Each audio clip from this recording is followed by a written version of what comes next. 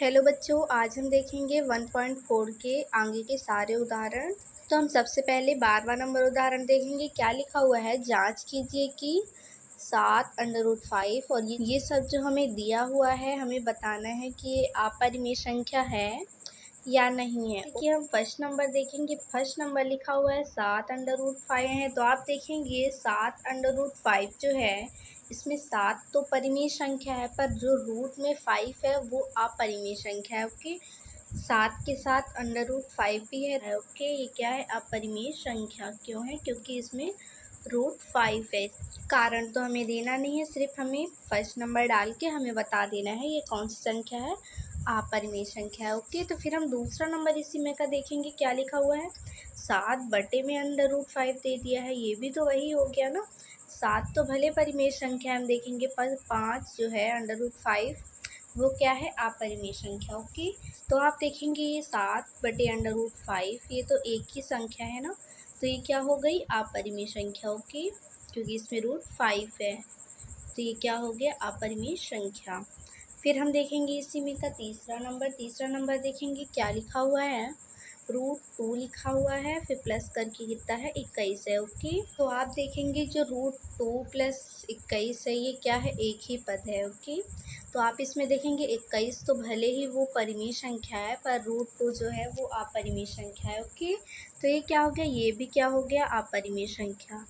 आपको समझ में तो आ रहा है ना? आप मुझे कमेंट करके ज़रूर बताइएगा।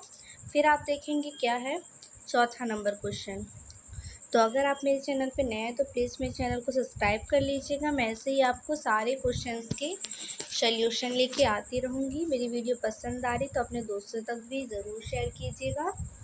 फिर हम देखेंगे क्या लिखा हुआ है, चौथा नंबर, पाई प्लस माइनस है,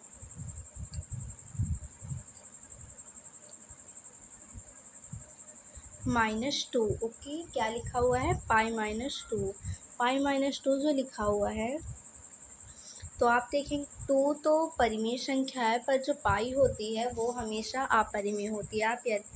आप हमेशा ध्यान रखिएगा, पाई जो होता है क्या होता है, अपरिमेय संख्या। तो क्या हो जाएगा, ये भी क्या हो जाएगा, अपरिमेय। तो आप देखेंगे ये चारों जो हैं ये क्या है, अपरिमेय संख्याएं हैं। ओके, हम इसके बाद क्या करेंगे, तो उदाहरण नंबर 13 देखेंगे हम। क्या लिखा हुआ है, 2√2 प्लस 5√3 और √2 - 3 को जोड़िए। इसको तो आप देखेंगे इसको हमें क्या करना है, प्लस करना है। ओके, जोड़ना है इन दोनों को।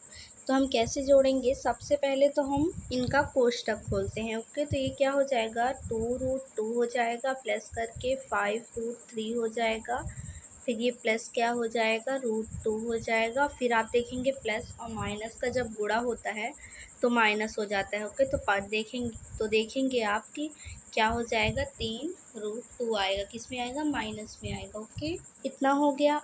फिर इसमें हम क्या करेंगे, आप देखेंगे यहाँ पे क्या है, √3 है। ओके, आप देखेंगे 2√2 है, फिर यहाँ पे √2 है, तो हम क्या करेंगे, √2 वाले एक साइड कर लेंगे और 5√3 और 3√3 को एक साइड कर लेंगे। ओके, तो क्या है, ये 2√2 हो जाएगा। और आप देखेंगे ये वाला √2 इधर ले लेते हैं हम, और फिर ये प्लस 5√3 यहीं पे रहेगा।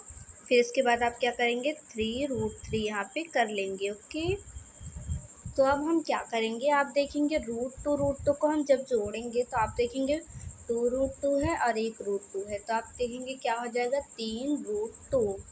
आपको समझ में आ गया? आप मुझे कमेंट करके ज़रूर बताइएगा, नहीं आया है तो ये भी बताइएगा।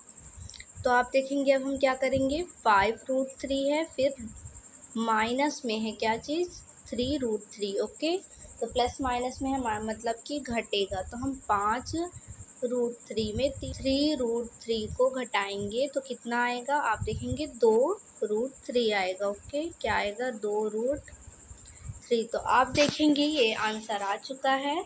उम्मीद है आपको ये अच्छे समझ में आया होगा। तो आपको मेरी वीडियो पसंद आ रही तो प्लीज़ मेरे चैनल को सब्सक्राइब करना बिल्कुल मत भूलिएगा।